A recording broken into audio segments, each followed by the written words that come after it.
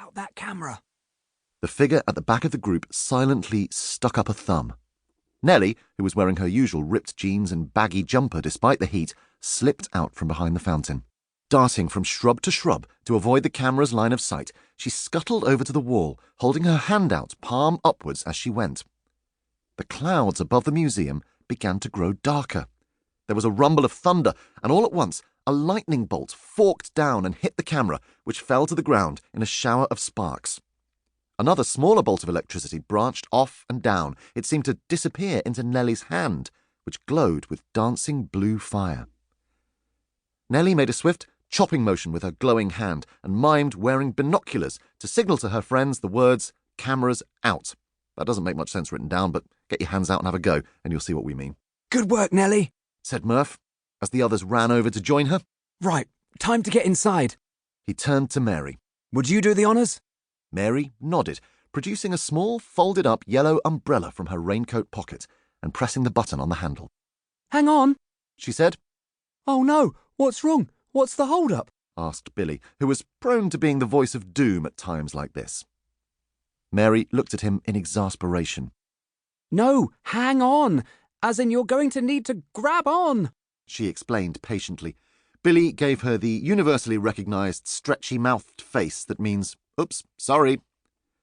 They each grasped the handle of the umbrella and began to rise into the air like, well, it's quite difficult to compare it to anything, really. They looked like a bunch of flying child grapes. They looked like 5 kid-shaped fish on a hook. But most of all, they looked like 5 children hanging onto an airborne umbrella. Mary steered them towards the window ledge. Right, so what do we reckon they're here to steal? Asked Murph as they rose. He was still quite new to the town, and until now he hadn't realised it even had a museum. What's the most valuable stuff here? The others shrugged. I heard there's a whole display about the history of cheese graters or something, whispered Billy. My dad said the Woodwind Gallery is really fascinating, said the final member of the Super Zeros, Hilda, her red curls tickling Murph's nose as she spoke. Apparently, they've got the region's oldest bassoon, she added excitedly. Murph grimaced. I don't think anyone's going to want to steal that, he retorted. Sounds like you'd be doing everyone a favour if you did. Well, we'll just have to get in there and take a look. The 5 Super Zeros squeezed onto the ledge and one by one dropped through the open window and into a dimly lit room. It was lined with glass cases filled with hats. That's right.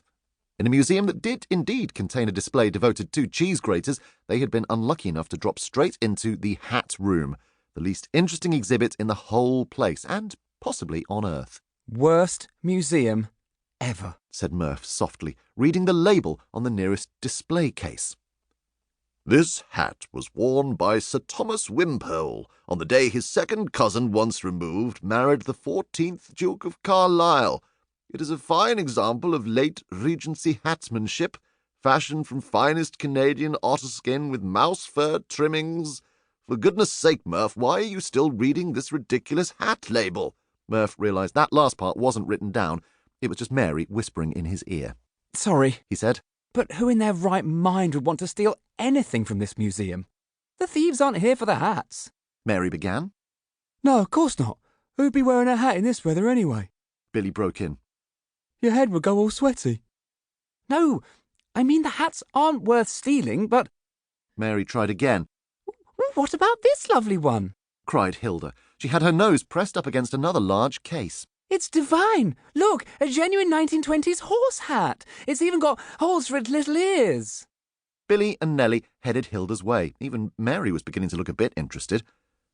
Another complicated aspect of running a team of crime-fighting superheroes, thought Murph, is to not let them get sidetracked by weird hats. Can we focus, please? He said through gritted teeth.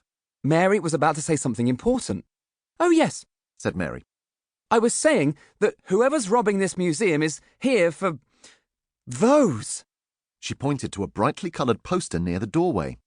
The treasures of Amasis. See the priceless jewels from the tomb of an Egyptian pharaoh. 1 week only. 2nd floor.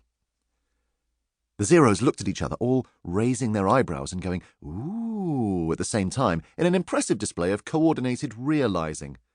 Mary nodded smugly.